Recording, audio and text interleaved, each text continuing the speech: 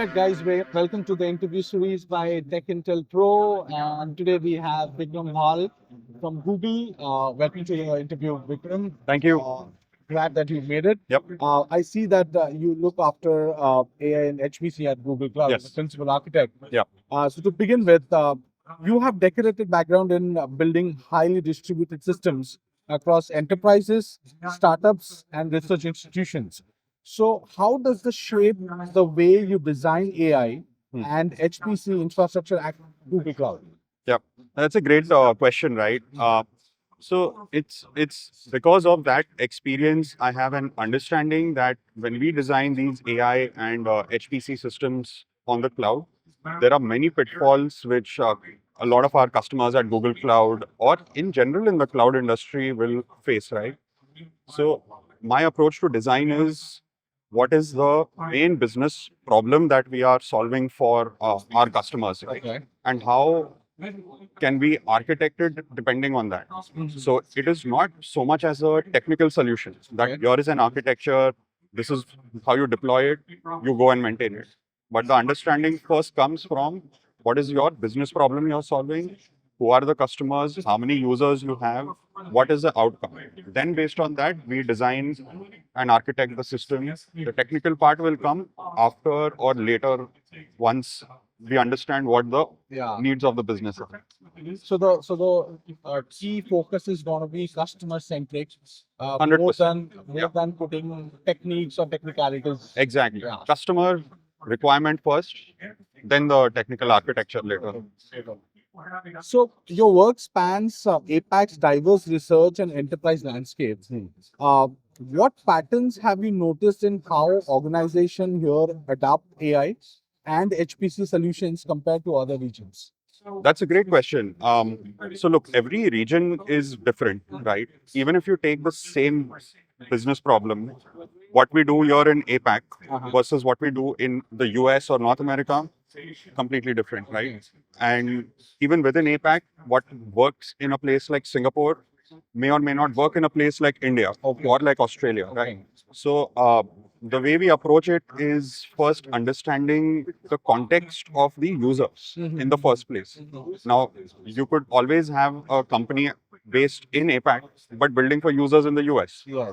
Our approach to that is very different from a company, let's say, based in Singapore, building for users in India. Okay. Right? Yeah. So one of the most common things is obviously budget, right? Yes. Like almost every department, unless it's super high VC funded, will have a significant budget when it comes to my cloud spend, right? Yes. And that is the first thing we understand. Okay, what your budget is. But the second most important thing is SLAs, right? What SLAs or guarantees that you are providing to your end users in terms of uptime, latency, availability. In fact, when we work with a lot of regulated industries, governments, and banks, they will have very strict SLAs when it comes to we should not have more than 10 minutes downtime per year. Okay. Now, if we have to architect a system with, less than 10 minutes downtime per year, that may cost much more than doing something for someone where they're okay with 10 hours of downtime per year. So these are the two main things we take into consideration. Everything else follows from that. All right. All right. And how do you keep up to this? Like you mentioned an example. Yeah. How do you keep up to this where you just maintain a downtime which is less than 10 minutes in an entire year, like 365 days, and countering it with just less than 10 minutes? 10 minutes downtime. Yeah. Well, that's the beauty of Google Cloud and the cloud per se, right? So it's Google Cloud provides you with all the tools and capabilities to build a very highly available auto-scaling infrastructure where you can monitor, right? Continuous monitoring, ensuring that the system is uptime. Whenever there's a downtime happens, it auto-remediates or a notification is sent to the wider team to take action on something. So that's how we end up architecting on Google Cloud and in the cloud in general. Fabulous. Google Cloud has been at the forefront of AI infrastructure. Yeah. Which recent innovation in AI or HPC are you actively engaged with? Oh, that's a great question. So from the AI perspective, we have everything from building our own foundation models to agentic to ensuring that our customers can use the best-in-class image models like Nano Banana, which recently came out. But the one which really interests me the most is the TPU. So the TPU is a chip which we have designed at Google from the ground up, which is specifically built for machine learning, Okay. right? Okay. So while the rest of the industry builds foundation models on NVIDIA's GPUs, Google builds these models on our own hardware. Oh. And we are coming up with a new gen of the TPU called the V7, Okay. and it's called Ironwood. And we are extremely excited about how companies will use that chip to design models. Fabulous. Yeah. And when can we expect the launch? Too early to talk about it? Too early, I guess, but sometime this year. Oh, great, great. So, AI workloads are constantly evolving. How do you future-proof your architecture to accommodate emerging frameworks, models, and computational paradigms? That's a great question. So when you say future proof, right? So what we are really saying is tomorrow a new model comes out, right? Is my business problem being solved adequately with this new model? Or should I continue using the old models? Or how can I improve what I'm doing with that, right? So to take a simple example, let's say we are working with a government enterprise in India, Okay. which has to say, parse millions of images, right? Satellite images of farms in India, right? Yes. So you take an image of a farm, upload it to the model, and it tells you the state of what crops are being planted, how much area it is covering, and based on the season, it will give you other data, right? Okay. So let's say tomorrow another model comes, which gives even better information. Okay. Right. Now you want to swap your old model for the new model. New one. So how would you do it? Now, if you build an architecture where you are hard coding or you are highly dependent on the old model, then the moment you take it out, the new one will not work. Okay. So the way we design it is in a classic distributed systems paradigm. We do separation of concerns. Okay. So the logic for the front end, the logic for the back end, the logic for the model serving, completely different. Okay. So that way, in my staging environment or my dev environment, I can hot swap the new model with the old one without disturbing anything in production. And then I can have, once I do the testing, then I can promote the new system into production. Okay. So we just use classic old school CI/CD DevOps paradigms in order to use the new stuff which is out there. So if I have to put it across in a common man's language, Yeah. it's ever evolving. It's ever evolving, and it has to be, and because that's the only way. Even if you look at models which someone like Google or OpenAI or whoever is releasing, they release new models every 3 months or every 4 months, right? So in order to keep up with that, the users, the companies, they obviously have to build these architectures to be in line or be compliant with that naturally. So it's ever evolving. Got it. Yeah. So when organization approach Google Cloud, AI or HPC Yeah. workloads, what is the biggest misconception they experience about cloud native architecture? That's a lovely question. So one of the biggest misconceptions about cloud, I'll talk about cloud first, right? About cloud is that the moment I come on the cloud, I'll never have to worry about scaling or maintaining or managing, right? It's the same thing as like, oh, if I get a self-driving car, I don't have to worry about road sense or how to park or where to park, right? So it's very similar. So in the cloud, just because you are using managed services doesn't mean you don't have the responsibility to know how to maintain the systems or how to scale it or how the whole thing works, right? It really helps you, right? It really helps you make your life easier as a backend or developer, but the responsibility is still there to understand. And same thing with AI. The misconception, one of the biggest misconceptions is around hallucination. It's that a lot of developers think that the output from the model is going to be 100% correct 100% of the time. So Vikram, when organization approach Google Cloud for AI or HPC workloads, what is the biggest misconception they encounter about cloud native architecture? So that's a great question, right? So see, the biggest misconception when anyone's moving to the cloud, I'll start with cloud first. Okay. is that they think that if I've come on the cloud means I don't have to worry about things like scaling, monitoring, maintaining the infrastructure, worrying about downtime. Everyone thinks that, or at least some people think that if I come to the cloud, that stuff gets taken away. Yeah.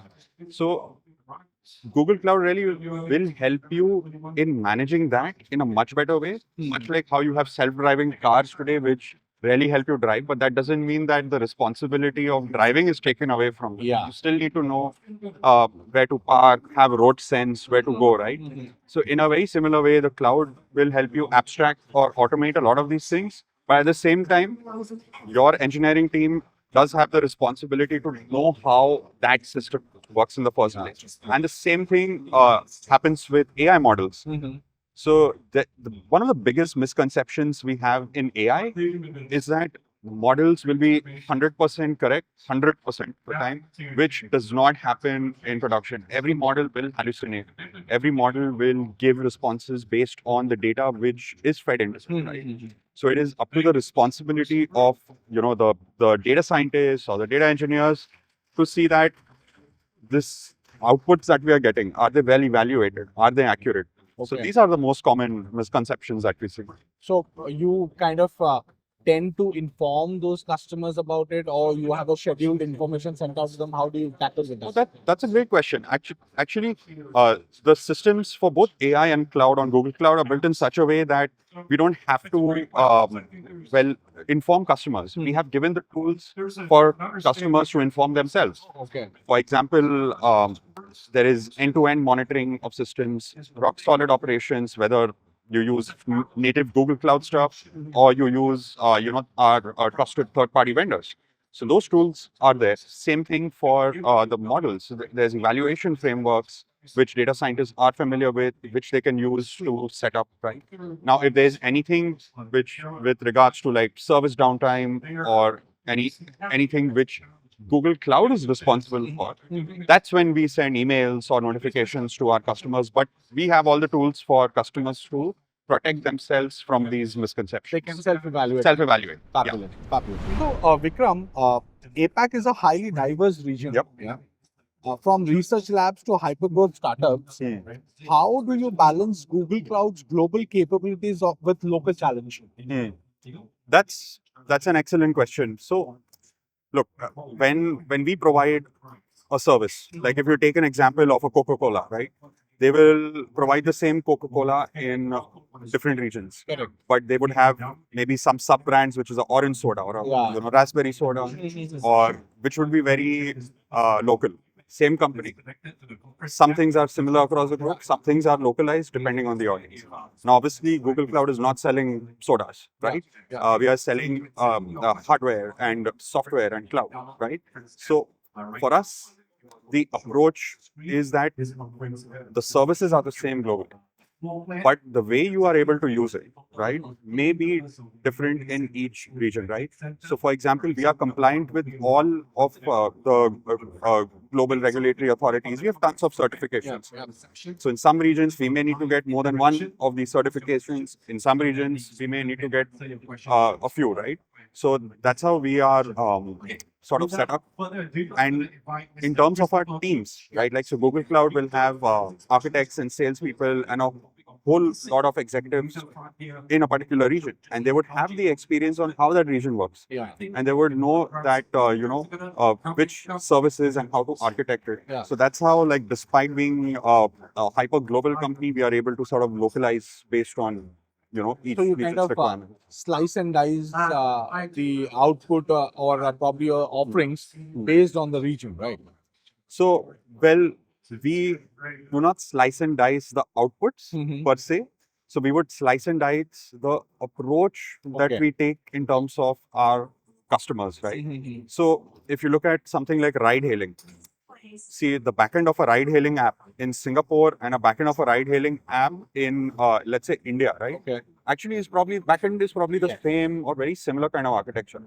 But the kind of offers that, let's say, some ride-hailing app in India wants to provide may be different from the offers they want to provide here. And the way you design the data pipelines and everything may be different based on that.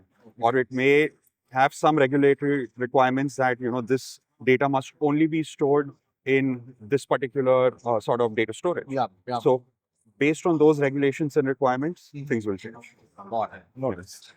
So, with so many companies showcasing AI infrastructure at Tech Week this year, what do you hope attendees take away specifically about Google Cloud's approach that they might not hear somewhere else? That's a great question again. uh, so look, the Google Cloud always we've called ourselves the best place for making multi-cloud or hybrid cloud architectures. We play well with uh, all the ISVs in the industry as well, right? So I think from a takeaway perspective, I would request, or if I had a way to tell all the customers, would be to ensure that you first start from your customers' business problems and then figure out a way that how we can do this on GCP or Google Cloud, right? Okay. And the APIs are all developer friendly, easy to use, and all they have to do is just reach out to us and we can help them architect things. Fabulous. So, we have this last question for you. Okay. On a personal note, what is the most exciting part of being at Tech Week Singapore for you? Yeah. So, look, if you just look around, the energy of cloud, even after, there's like 15, 16 years after cloud first came out. And till today, 2025, the energy of cloud is massive, right? And everyone says that AI is going to kill a lot of things. But if you see for cloud, AI is actually enabling cloud even more. So cloud is really encompassing everything. So I'm really liking that entire buzz which is there and the energy which is there in the ecosystem till today. Fabulous. Yeah. It was lovely interacting with you, Vikram. Lovely. I hope you enjoyed this interview. I did. We will see how we can amplify this. Yeah. Thank you so Absolutely. much for joining us. No, Tech thank you Week. for having me. Really appreciate it.